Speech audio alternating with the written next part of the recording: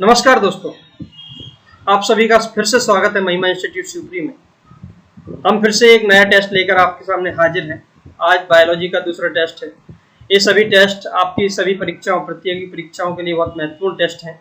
इसलिए सभी लोग डेली आप लोगों के लिए ये मिलता है रात के 9 बजे हमारे महिमा इंस्टीट्यूट शिवपुरी के यूट्यूब चैनल पर आप देख सकते हैं। साथ में आपको जो पुराने टेस्ट हुए हैं एमपी के, उनकी डिस्क्रिप्शन भी आपको नीचे मिल जाएगी, इसी वीडियो की डिस्क्रिप्शन में मिल जाएगी।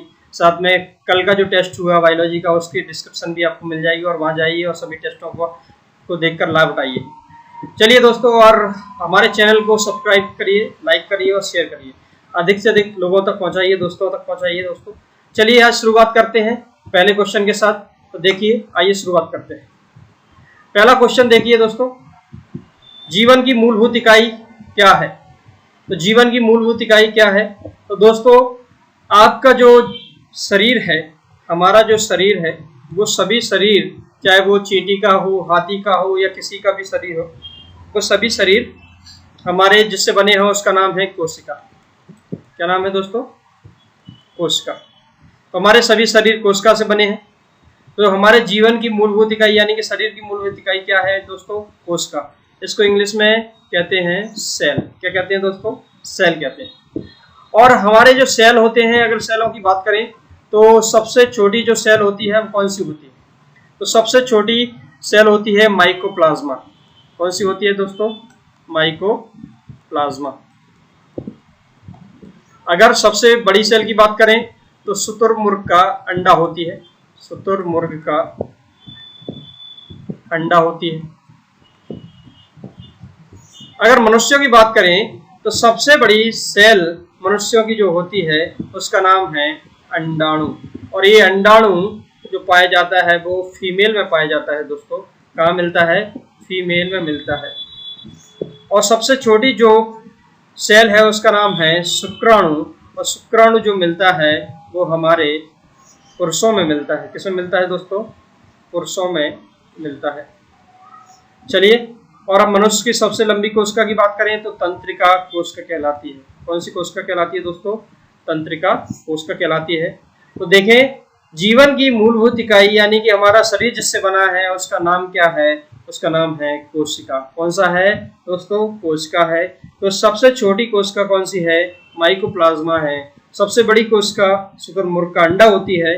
और मनुष्यों की अगर बात करें तो सबसे बड़ी कोशिका अंडाणु पाई जाती है, और जो महिलाओं में मिलती है, महिलाओं पाई जाती है। और सबसे छोटी कोशिका जो होती है वो शुक्राणु होती है, जो पुरुषों में होती है।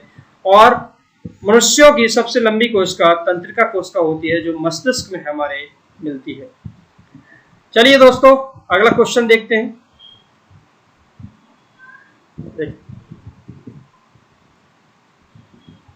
देखिए दोस्तों, नेक्स्ट क्वेश्चन,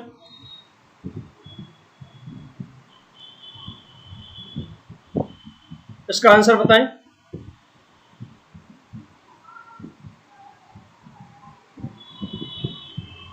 कोशिका का जीवित अंश जीव द्रव्य कहलाता है। यह किससे बना होता है? तो जीव द्रव्य यानी कि प्रोटोप्लाज्म किससे बना होता है बताइए। ये हमारी कोशिका होती है। देखिए, एक कोशिका होती है। कोशिका के अंदर केंद्रक होता है। ये केंद्रक होता है। यहाँ पर द्रव बहुत भरा होता है, इसको हम कोशिका द्रव्य कहते हैं। और केंद्रक के अंदर भी द्रव भरा होता है, इसको केंद्रक द्रव्य कहा जाता है। तो ये केंद्रक और कोशिका द्रव्य को दोनों को अगर मिला देंगे तो क्या बन जाएगा दोस्तों? प्रोटोप्लाज्म बन जाएगा। केंद्रक द्रव्य और कोशिका द्रव्य। तो इसका आंसर हो जाएगा दोस्तों 3 नंबर, कोशिका द्रव्य और केंद्रक द्रव्य। अगले प्रश्न पर चलते हैं दोस्तों। तो बताइए कैसा लग रहा है हमारा टेस्ट? अधिक से अधिक लोगों तक पहुंचाइए। चलिए अगला क्वेश्चन देखते हैं। इसका आंसर बताइए, निम्नलिखित में से किन कोशिकाओं में नाभिक नहीं होता है? तो बताइए दोस्तों, थोड़ा सा हम वेट करते हैं।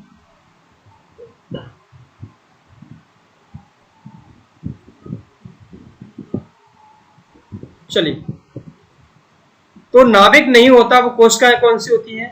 रक्त में क्या क्या पाया जाता है? WBC, RBC, प्लाज्मा मिलता है दोस्तों, साथ में प्लेटलेट्स मिलती हैं। क्या मिलती हैं? प्लेटलेट्स। प्लाज्मा पूरे रक्त का 50%, 55% भाग घेरता है, जबकि WBC, RBC, प्लेटलेट्स ये तीनों मिलकर 45 बचा हुआ 45% घेरती हैं। WBC हमारे शरीर में 4 से 11,000 तक पाई जाती हैं, जबकि RBC हमारे शरीर में 50 लाख तक पाई जाती है। लेकिन महिलाओं में RBC की कमी होती है और वो महिलाओं में 45 लाख पाई जाती हैं। प्लेटलेट्स की बात करें तो 2.5 लाख, 2 से 2.5 लाख के आसपास मिलती हैं। तो WBC हमें रोगों से बचाता है, जबकि RBC हमारे गैसों का परिवहन करता है, ऑक्सीजन का परिवहन करता है, कार्बन डाइऑक्साइड को बाहर निकालता है। तो RBC में इसका आंसर हो जाएगा RBC। RBC में नाभिक नहीं होता है दोस्तों, तो लाल रक्त कणिकाओं में नाभिक नहीं होता है। चलिए अगला प्रश्न देखते हैं। निम्न में से कौन से कोशिकाओं में आत्मघाती बैग कहे जाते हैं? कौन सी कोशिकाओं को, यानी कोशिकाओं में क्या आत्मघाती बैग कहे जाते हैं, आत्महत्या की थैली कहे जाते हैं? तो इसका आंसर बताइए। देखिए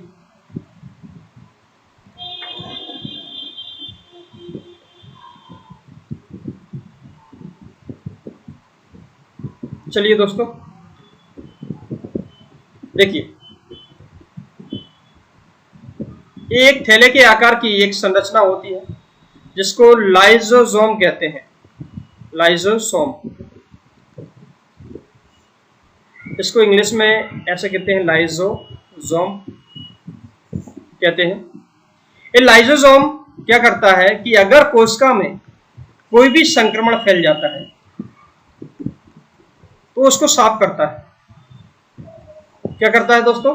साफ करता है। इसलिए इसको क्लीनिंग एजेंट भी कहा जाता है, सफाई कर्मी भी कहा जाता है। लेकिन यदि कोशिका में संक्रमण इतना अधिक फैल गया है, उसको साफ करना मुश्किल हो जाए, तो ये अपने आप को ब्लास्ट कर लेता है। क्या कर लेता है? ब्लास्ट कर लेता है। और अपने आप को ब्लास्ट करने के बाद इसके साथ ही क्या होता है? कोशिका भी फट जाती है, वो भी ब्लास्ट हो जाती है। और कोशिका भी ब्लास्ट हो जाती है, इसका मतलब ये हुआ दोस्तों कि ये भी मर जाता है, यानी कि आत्महत्या कर लेता है। इसलिए इसको कहा जाता है आत्महत्या की थैली, आत्मघाती बैग कहे जाते हैं। क्यों?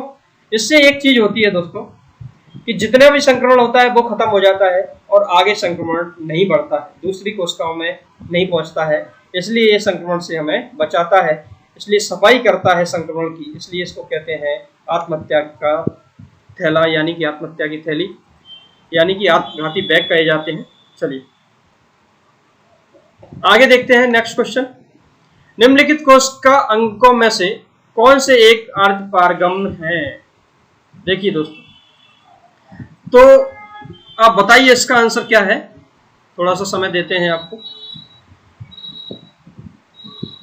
कौन से एक अर्धपारगम है?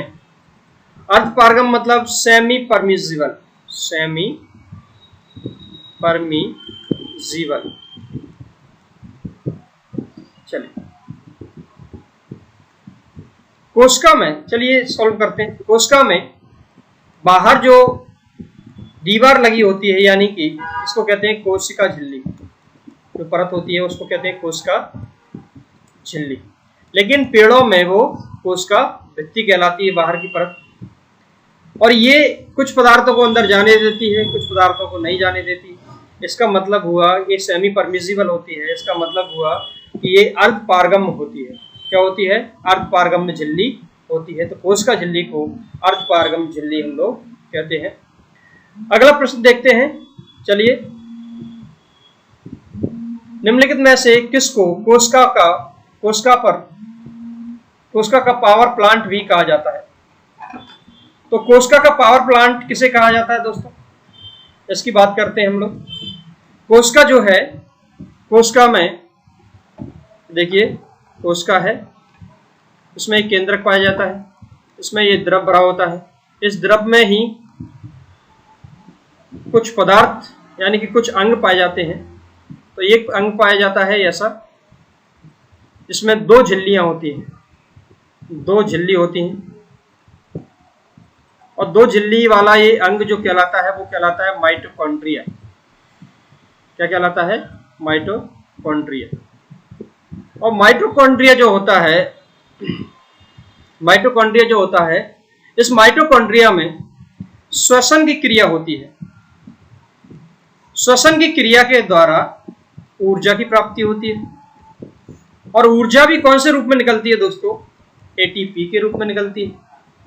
तो एटीपी की फुल फॉर्म क्या है? Adenosine triphosphate. Adenosine triphosphate, triphosphate, ठीक है। तो एडिनोसिन ट्राइफॉस्फेट के रूप में यानी कि एटीपी के रूप में इससे ऊर्जा निकलती है। तो आप ये बता सकते हैं कि पावर प्लांट यानी कि ऊर्जा गृह किसे कहा जाता है? तो माइटोकॉन्ड्रिया को कहा जाता है। इसमें डीएनए भी पाया जाता है दोस्तों, ये भी है इसका, ये भी क्वेश्चन पूछा जाता है कई बार। तो अगला प्रश्न देखते हैं, देखिए,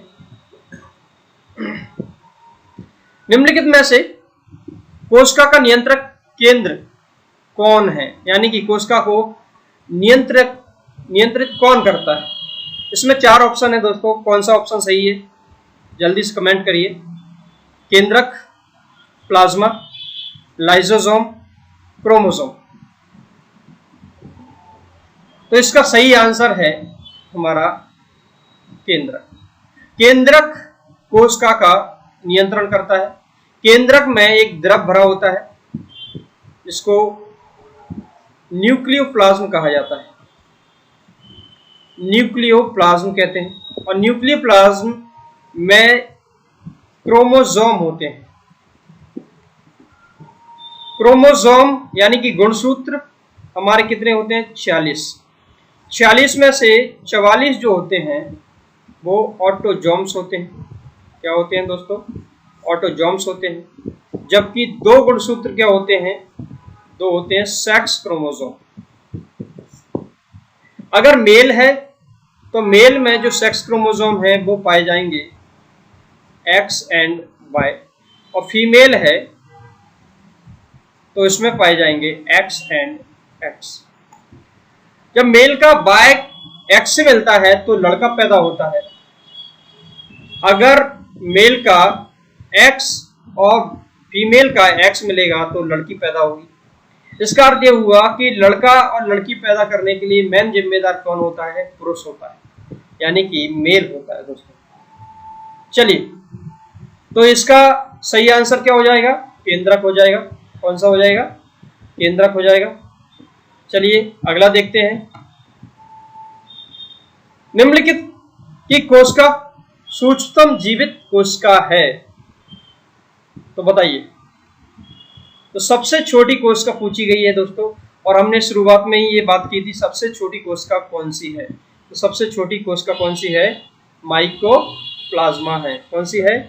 माइकोप्लाज्मा है दोस्तों। चलिए अगला प्रश्न देखते हैं, डीएनए का संबंध जिस अति मूल प्रोटीन से है उसे क्या कहते हैं?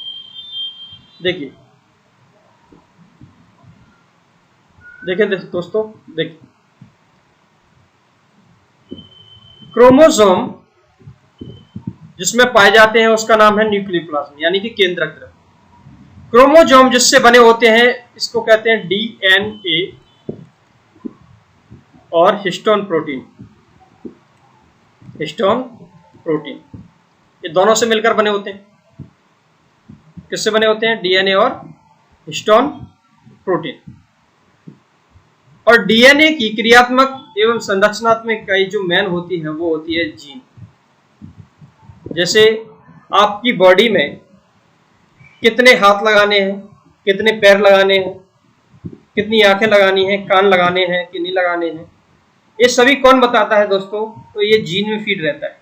यानी कि जीन बताता है कि मनुष्य के दो हाथ होते हैं, दो लगाना है, दो पैर लगाने हैं, दो आंखें लगानी है, एक नाक लगा देनी है, और साथ में जो भी आपका शरीर है वो पूरा विकसित करता है कौन? जीन बताता है। कौन बताता है दोस्तों? जीन बताता है। और जीन के द्वारा ही हमारे संतान में हमारे गुण ट्रांसफर होते हैं, यानी कि माता पिता के गुण जो होते हैं वो जीन के द्वारा ट्रांसफर होते हैं। तो जीन एक आनुवांशिक इकाई है। क्या है? आनुवांशिक इकाई है। तो क्रोमोसोम में क्या पाया जाता है? डीएनए और हिस्टोन प्रोटीन। तो हिस्टोन इसका आंसर हो जाएगा दोस्तों। चलिए अगला प्रश्न हम देखते हैं। देखिए, डीएनए उंगली छाप का प्रयोग किसकी पहचान के लिए किया जाता है? डीएनए जैसे कोई भी कुछ काम करता है, गलत काम करता है, तो आप उसका डीएनए टेस्ट करवाते हैं। अगर कोई व्यक्ति ये कह रहा है कि भाई ये हमारे माता हैं, ये पिता हैं, या ये हमारी संतान है कि नहीं है, इसका अगर आपको पता लगाना है तो आपको डीएनए टेस्ट करवाना पड़ेगा। क्या करवाना पड़ेगा दोस्तों? DNA test. और डीएनए में जीन्स होते हैं।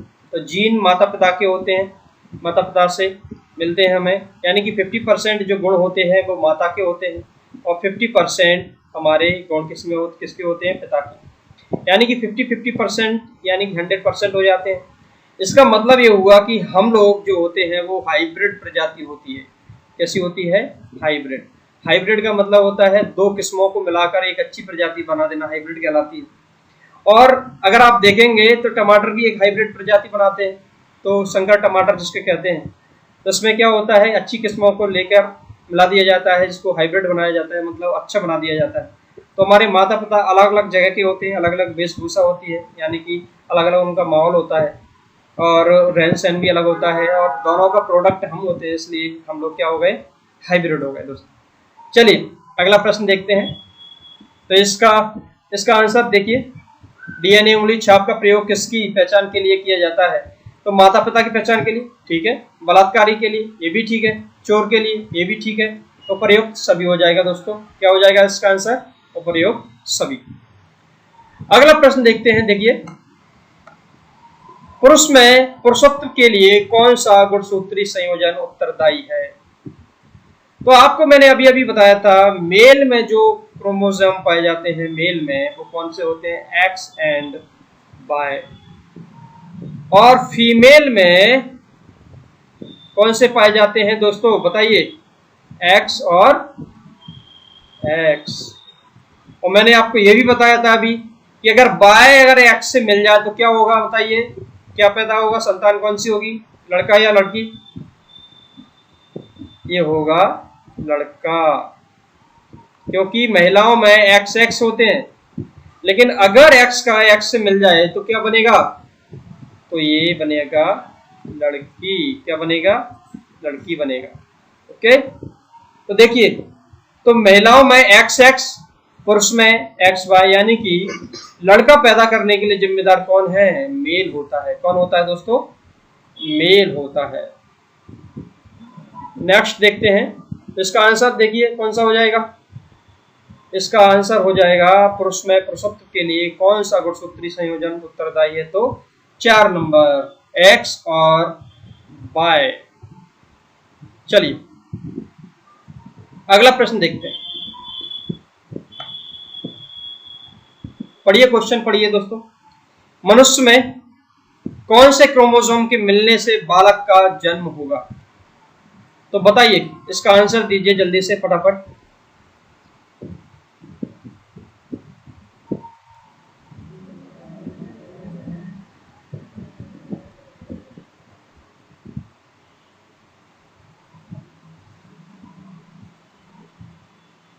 चलिए देखिए, हम लोगों ने बात की थी मेल में क्या मिलता है? एक्स और वाई। फीमेल में क्या मिलता है? X and X. तो मेल में क्या होना चाहिए दोस्तों? X Y. फीमेल में एक्स एक्स। तो एक्स एक्स तो है ही, तो क्या मिलेगा? तब लड़का होगा वाई। तो मनुष्य में कौन से क्रोमोसोम के मिलने से बालक मतलब लड़का, लड़के का जन्म किससे होगा? यानी कि वाई मिलेगा किसका? पुरुष का। तो पुरुष का वाई और स्त्री का एक्स। तो क्या हो जाएगा? लड़का हो जाएगा। इसका आंसर क्या हो जाएगा? 3 नंबर हो जाएगा। अगला प्रश्न देखें। देखिए,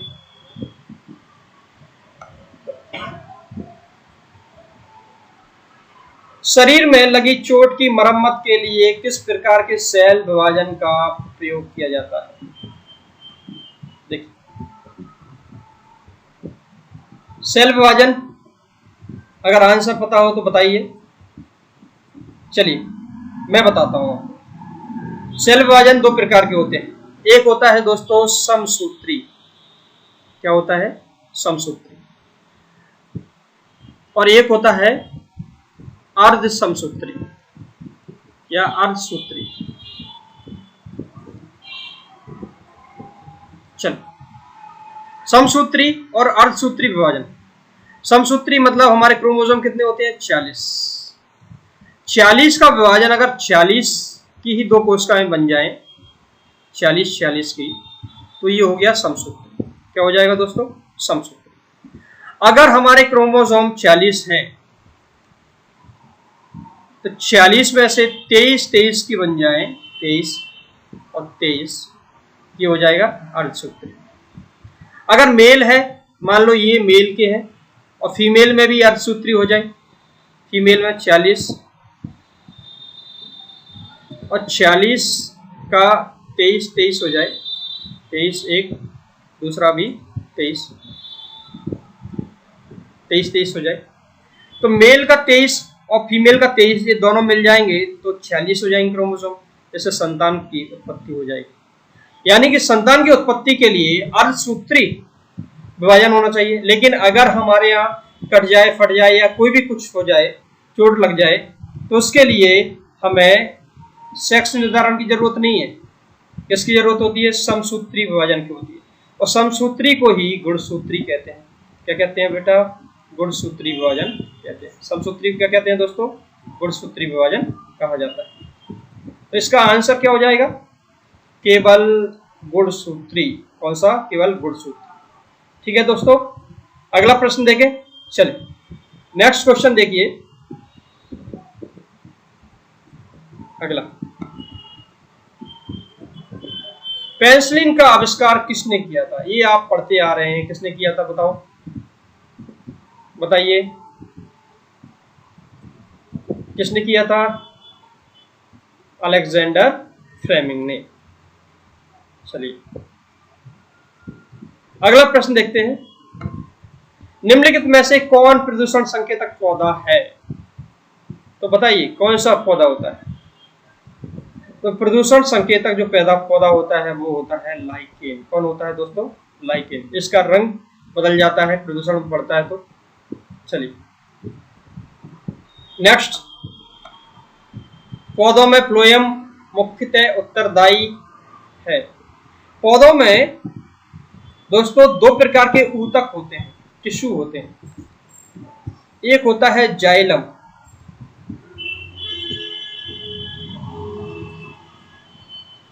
दो प्रकार के ऊतक होते हैं। एक होता है जाइलम, एक होता है फ्लोएम। जाइलम क्या करता है? मान लो ये पौधा है, ये पौधा है, इधर नीचे मिट्टी में जड़ें हैं इसकी। इस मिट्टी में जो पानी है, खनिज पदार्थ है, पानी यानी कि जल, पानी, खनिज पदार्थ, इन सभी चीजों को, पोषक तत्व, इनको लेकर जाएगा पत्तियों तक और पेड़ों तक, पेड़ की अन्य शाखाओं तक और पत्तियों तक पहुंचाएगा। पत्तियों तक पानी, खनिज पदार्थ, पोषक तत्वों को पहुंचाने वाला कौन है? जाइलम। जैसे ही पत्तियों में भोजन बन जाएगा प्रकाश संश्लेषण की क्रिया के द्वारा, प्रकाश संश्लेषण की क्रिया में क्या होता है दोस्तों? ऑक्सीजन छोड़ता है और कार्बन डाइऑक्साइड को पेड़ ग्रहण करता है। प्रकाश संश्लेषण की क्रिया में भोजन बन जाएगा तो वो बने हुए भोजन को पौधों की अन्य शाखाओं तक जो पहुंचाता है उसका नाम है फ्लोएम। कौन पहुंचाता है दोस्तों? फ्लोएम। यानी कि आहार को, यानी कि पेड़ पौधों का जो भोजन है उसको पहुंचाने का काम कौन करता है? फ्लोएम करता है। तो इसका आंसर क्या हो जाएगा दोस्तों? क्या हो जाएगा? आहार वहन के लिए। क्या हो जाएगा? आहार वहन के लिए। चलिए अगला प्रश्न देखते हैं। हाइड्रोफाइट किसे कहते हैं? हाइड्रो का मतलब होता है पानी। क्या होता है दोस्तों? पानी। तो बताइए हाइड्रोफाइट, फाइट का मतलब होता है पौधा। हाइड्रो मतलब पानी और फाइट का मतलब होता है पौधा। तो कैसे होंगे? जलीय पौधे। ये एक है दोस्तों, ये गलती से लिखा है, एक जलीय पौधे को, एक जलीय पौधे को हम हाइड्रोफाइट कहेंगे। चलिए अगला देखते हैं दोस्तों। कीवी चिड़िया कहाँ पाई जाती है?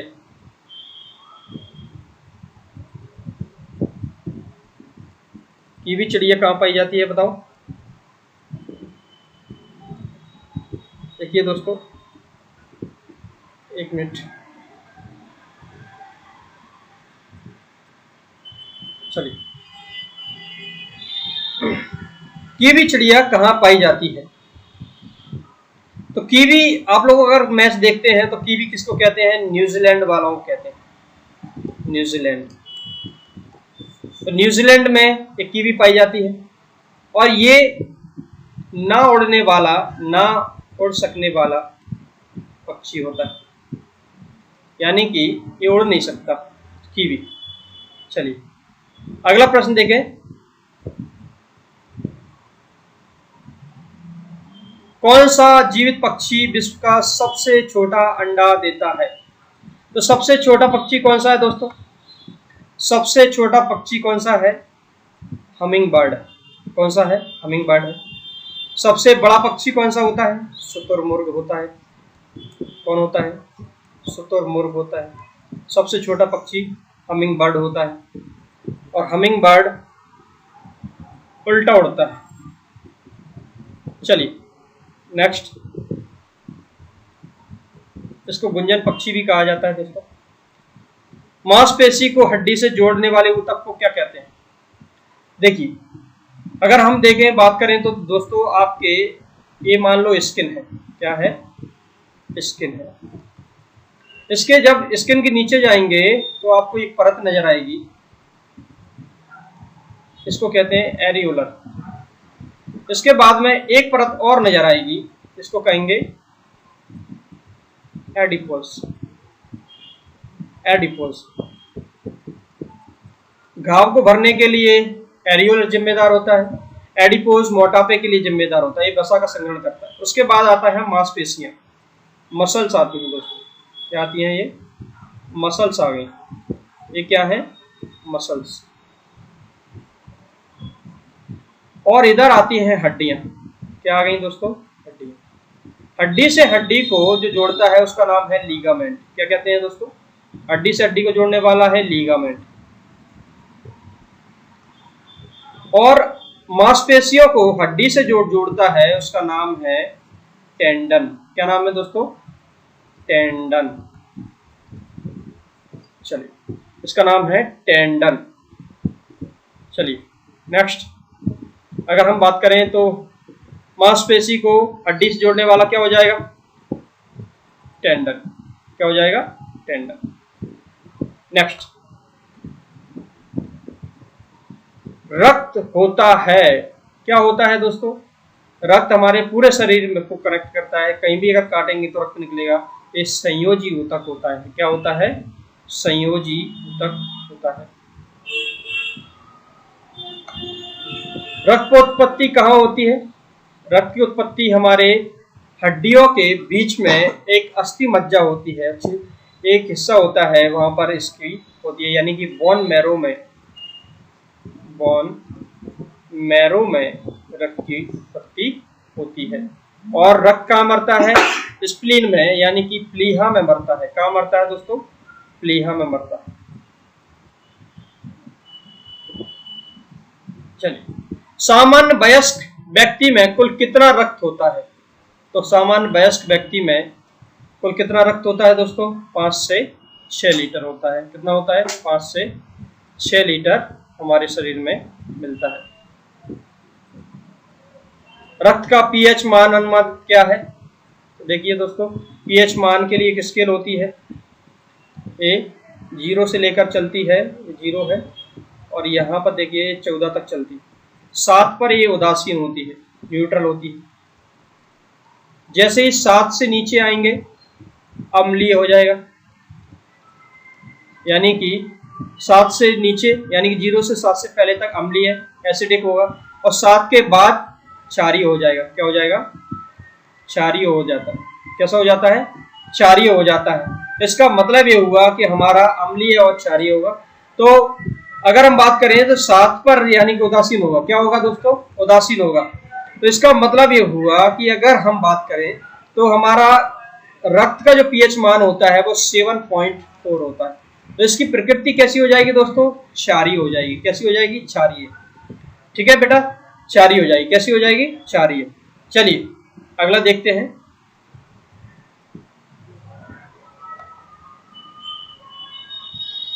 लाल रक्त कोशिकाओं का निर्माण हमारे शरीर के किस भाग में होता है? लाल रक्त कोशिकाएं मतलब ब्लड में पाई जाती हैं। तो ये कहाँ होती हैं दोस्तों? अस्थि मज्जा यानी कि बोन मैरो में बनती है, और स्प्लीन में ये मरती है। मनुष्य की लाल रक्त कोशिकाओं का जीवन काल कितना होता है? आरबीसी हमारी बॉडी में जो पाई जाती हैं, अगर हम बात करें आरबीसी, तो आरबीसी हमारी बॉडी में 50 लाख पाई जाती हैं, और ये लगभग 120 दिन तक हमारी बॉडी में रहती है। डब्ल्यूबीसी की बात करें तो डब्ल्यूबीसी हमारी बॉडी में 4 से 11,000 पाई जाती हैं, और वो 30 घंटे से लेकर 7 दिन तक भी पाई जा सकती है। चलिए अगला देखिए।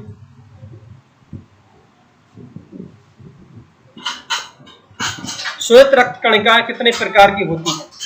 तो डब्ल्यूबीसी क्या करती है? डब्ल्यूबीसी हमारे रोगों से बचाती है। हमें किससे बचाती है? रोगों से बचाती है, यानी संक्रमण से बचाती है डब्ल्यूबीसी। यानी कि प्रतिरोधक क्षमता को बढ़ाती है, इम्यून सिस्टम को बढ़ाती है। और डब्ल्यूबीसी में 5 प्रकार के कणिकाएं होती हैं। एक होती है लिम्फोसाइट, दूसरा होता है मोनोसाइट, तीसरा होता है एस्नोफिल्स, वैसोफिल्स,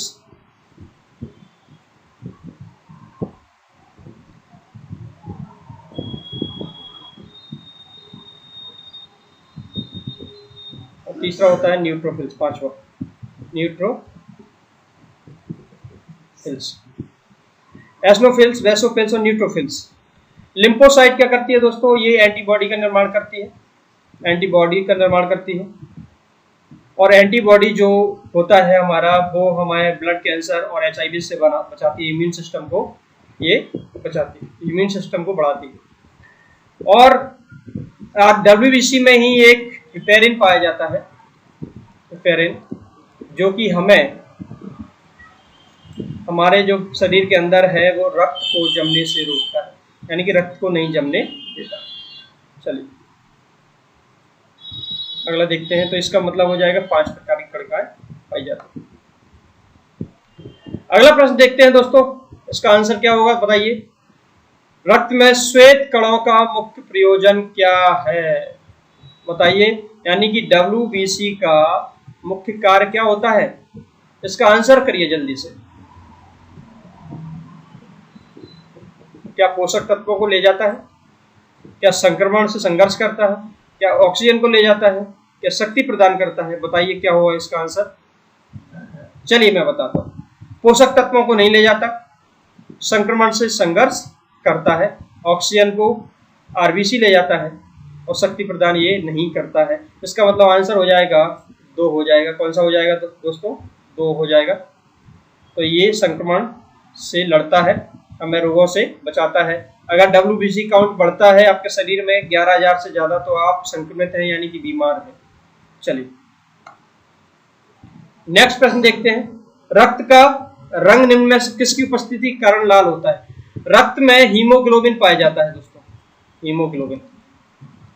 और हीमोग्लोबिन में पाया जाता है लोहा, आयरन। इसलिए लोहे के कारण हमारा रक्त का रंग लाल होता है, और इसलिए इसका आंसर हो जाएगा क्या दोस्तों? हीमोग्लोबिन। हीमोग्लोबिन मुख्यतः करता क्या है? देखिए मैं बताता हूं क्या करता है। ये मान लो आपका फेफड़े हैं, फेफड़े लंग्स। ये है आपका हृदय, ये है आपके अंग। जैसे ही ऑक्सीजन आती है सांस के द्वारा तो ये फेफड़ों तक पहुंचती है। फेफड़े ऑक्सीजन को हीमोग्लोबिन में मिला देते हैं, यानी कि रक्त में मिला देते हैं। हीमोग्लोबिन के साथ में ये ऑक्सीजन पहुंचती है यहाँ हृदय में, और हृदय से पहुंचती है यहाँ पर अंगों तक ऑक्सीजन। फिर अंगों में श्वसन की क्रिया होती है। श्वसन की क्रिया में ऑक्सीजन कार्बन डाइऑक्साइड में बदल जाती है, जिसके बाद में अंगों से ये हृदयों तक आती है, और कार्बन डाइऑक्साइड CO2, और हृदय से फेफड़ों तक आती है कार्बन डाइऑक्साइड, और इधर क्या जा रही है दोस्तों? O2, और इधर क्या जा रही है? O2। जिसमें O2 यानी ऑक्सीजन बहती है वो होता है शुद्ध रक्त। क्या होता है दोस्तों? शुद्ध रक्त होता है। और जिसमें CO2 बहती है वो होता है अशुद्ध रक्त। क्या होता है? अशुद्ध रक्त। अब इसमें एक क्वेश्चन और आ जाएगा कि शुद्ध रक्त किस किस नलिका में बहता है? तो ये जो नलिका होती है वो पल्मोनरी वीन होती है, यानी कि फुफ्फुस सिरा होती है। और ये क्या होती है? धमनी होती है, आर्टरी होती है। और ये क्या होती है? सिराएं, यानी कि वीन होती है, सिरा होती है। देखिए सिरा होती है। और ये क्या होती है? फुफ्फुस सिरा होती है, फुफ्फुस धमनी होती है। ये क्या होती है दोस्तों? फुफ्फुस धमनी होती है। तो आप ये बताइए ये क्या होती है? फुफ्फुस धमनी। ये फुफ्फुस सिरा है, ये क्या है? फुफ्फुस सिरा ये है, फुफ्फुस धमनी ये है, ये धमनी है, ये सिरा। तो आप बताइए इधर O2 है, इधर O2 है, ऊपर O2 है, यानी कि शुद्ध रक्त है। तो शुद्ध रक्त किस किस में बहता है? तो फुफ्फुस सिरा में बहता है और धमनी में बहता है। किसमें बहेगा? फुफ्फुस सिरा और धमनी में। अशुद्ध रक्त किसमें बहता है? सिराओं में और फुफ्फुस धमनी में। किसमें? सिराओं में और फुफ्फुस धमनी में बहेगा। ठीक है दोस्तों, तो ये समझ आ गया बेटा। तो चलिए इसका आंसर क्या लगाएंगे हम लोग? हीमोग्लोबिन। क्या लगाएंगे? हीमोग्लोबिन। अगला प्रश्न पर चलते हैं। नेक्स्ट, हीमोग्लोबिन निम्न में से कौन सी धातु मौजूद होती है? तो अभी हमने पता किया कौन सी पाई जाती है, तो लोहा यानी कि आयरन पाई जाती है। और जिसमें खून की कमी होती है उसमें आयरन की कमी होती है, इसलिए आयरन की गोलियां दी जाती हैं। और आप जानते हैं कि महिलाओं में रक्त की कमी होती है, यानी कि हीमोग्लोबिन कमी होती है, यानी कि आयरन की कमी होती है, इसलिए उनको और आयरन की गोलियां दी जाती हैं। चलिए अगला देखते हैं दोस्तों। सॉरी, ये ऊपर निकल गया एक क्वेश्चन। अगला देखिए, मानव शरीर में हीमोग्लोबिन का कार्य है तो क्या करता है? ऑक्सीजन को ले जाता है और कार्बन डाइऑक्साइड को लेके आता है। अभी अभी हमने देखा था। तो मानव शरीर में हीमोग्लोबिन ये काम करता है। अगला प्रश्न देखते हैं, न्यूट्रोफिल्स और लिपोसाइट का उद्गम होता है, बताइए कौन सा कहाँ होता है? देखिए बताइए।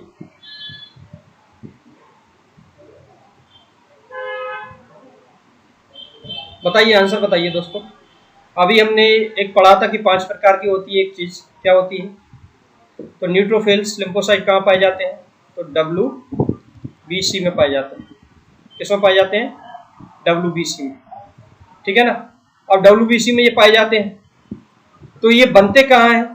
वहीं बनते हैं जहां पर रक्त बनता है, यानी कि अस्थि मज्जा, यानी कि बोन मैरो में ये बनेंगे। नेक्स्ट क्वेश्चन, शरीर के अंदर रक्त का स्कंदन किसकी उपस्थिति के कारण नहीं होता? यानी कि क्या होगा तो शरीर में हमारा रक्त जमता नहीं है। तो मैंने अभी कुछ समय पहले ही बताया था आपको। तो कौन सा क्या होता है तो नहीं जमने देता? हेपेरिन। क्या होता है? हेपेरिन। हेपेरिन हमारे शरीर में नहीं जमने देता, लेकिन जब चोट लगती है तो रक्त बाहर निकल जाता है और ऑक्सीजन के कारण हेपेरिन मर जाता है, इसलिए ये नहीं जमता। ये जम जाता है, मतलब चोट लगने पर जम जाता है, लेकिन शरीर में नहीं जमने देता। चलिए अगला देखते हैं दोस्तों। AB रक्त समूह में क्या नहीं होते? तो ए बी रक्त समूह में क्या नहीं होते दोस्तों? ए बी रक्त समूह में बॉडी गार्ड नहीं होते। और बॉडी गार्ड मैंने आपको बताया, बॉडी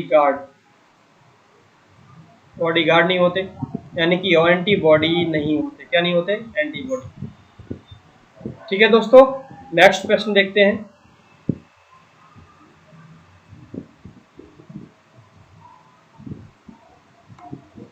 ए बी रक्त वाला वर्ग वाला एक व्यक्ति किसको दे सकता है, ले सकता है, क्या कर सकता है?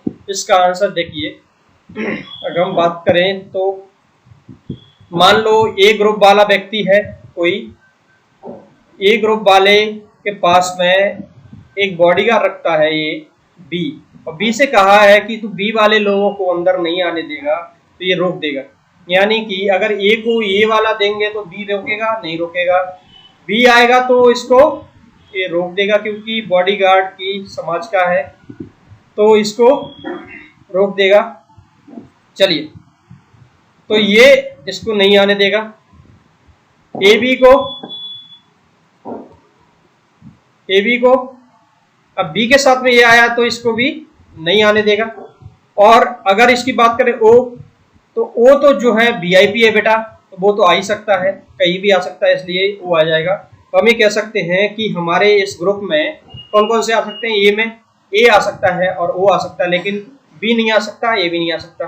अगर बी वाले की बात करें तो बी पर लगा रहता है बॉडीगार्ड, यानी कि एंटीबॉडी होती है ए, तो ये ए वालों को नहीं आने देगा बी में, तो ए आएगा? नहीं आएगा। बी वालों को आने देगा, ए बी वालों को नहीं आने देगा, क्योंकि बी किसके साथ आया है? ए के साथ।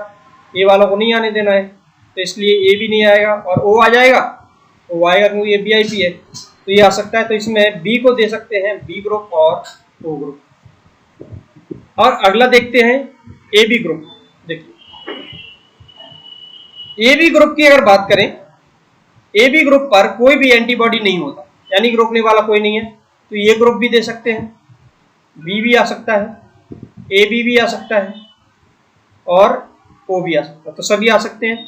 तो इसमें सभी आ गए, मतलब सभी का वो ब्लड ग्रुप ले सकता है, यानी कि रिसीवर है, यूनिवर्सल रिसीवर है। लेकिन ओ की अगर बात करें, ओ तो ओ पर दो एंटीबॉडी लगे होते हैं, ए और बी, यानी कि ए बी वालों को नहीं आने देंगे ये अंदर, तो ये आएगा तो रोक देगा, बी आएगा तो रोक देगा, ए बी आएगा तो रोक देगा, और ओ आएगा तो आने देगा। तो ओ इसमें भी है, और बी ए बी वाले में भी आ सकता है ओ, और ए में भी आ सकता है, बी में भी आ सकता है, यानी कि ओ को सभी को दिया जा सकता है। तो सार्वभौमिक यानी कि यूनिवर्सल डोनर जो है वो है ओ, और यूनिवर्सल रिसीवर जो है वो है ए बी। चलिए अगला प्रश्न देखते हैं, तो इसका आंसर बताइए। आंसर क्या होगा दोस्तों? ए बी रक्त वाला वर्ग एक व्यक्ति किसी भी वर्ग से रक्त ले सकता है। क्या कर सकता है दोस्तों? ले सकता है।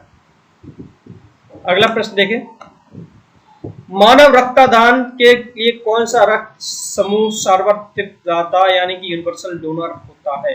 तो बताइए कौन सा यूनिवर्सल डोनर है?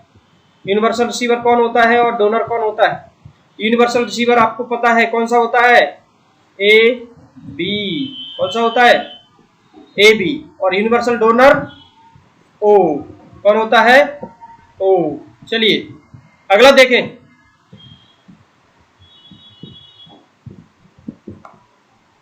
डीएनए की खोज किसने की थी? तो डीएनए की खोज दोस्तों जिस व्यक्ति ने की थी, उसने जब की थी तो महात्मा गांधी के जन्म के समय की थी, यानी कि महात्मा गांधी का जन्म हुआ था 1869 में, और इसी साल में डीएनए की खोज हो गई थी। और जिस व्यक्ति ने की थी उसका नाम क्या है ये बताना है आपको। तो नाम है, ऐसे जाएंगे तो यहाँ पहुंच जाएंगे। फ्रेडरिक मिसर ने की थी। किसने की थी दोस्तों? फ्रेडरिक मिसर ने की थी 1869 में। अगला प्रश्न देखें, सामान्य मानव का खून बहने का समय और जमने का समय क्रमशः कितना होता है? तो बताइए, आंसर बताइए इसका। तो आंसर हो जाएगा 2 से 7 और 3 से 10 मिनट। चलिए खून हमारा जम जाता है, हेपेरिन मर जाता है, इसलिए हमारे खून बहने से मृत्यु नहीं होती है, अदरवाइज खून बहने से मृत्यु हो जाती है। जिन लोगों का खून बंद नहीं होता उनकी खून बहने से मृत्यु हो जाती है। चलिए अगला प्रश्न देखते हैं दोस्तों। रक्त समूह का आविष्कार है, आविष्कारक है, रक्त समूह का आविष्कारक कौन है दोस्तों? तो रक्त समूह मतलब ब्लड ग्रुप को कौन ने खोजा था?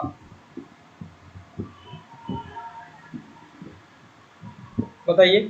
तो उसका नाम है कार्ल लैंडस्टीनर। किसने? कार्ल लैंडस्टीनर ने खोजा था। तो आज का टेस्ट आपको कैसा लगा जरूर बताइए कमेंट करके। लाइक करिए, शेयर करिए, सब्सक्राइब करिए हमारे चैनल को, और ऐसे ही लाभ उठाते रहिए। प्रतिदिन रात 9 बजे आपको एक नए टेस्ट के साथ में हम डेली मिलते हैं आपके साथ। सभी दोस्तों को बताइए, सभी लोग इसका लाभ उठाइए दोस्तों। और कोई भी अगर डाउट है तो आप हमें बता सकते हैं, कमेंट करके बता सकते हैं। और इसका फायदा रात में 9 बजे आप उठाते रहिए। फिर मिलते रहेंगे हम लोग, डेली मिलते हैं रात के 9 बजे, फिर मिलते हैं हम लोग। तब तक के लिए नमस्कार, जय हिंद।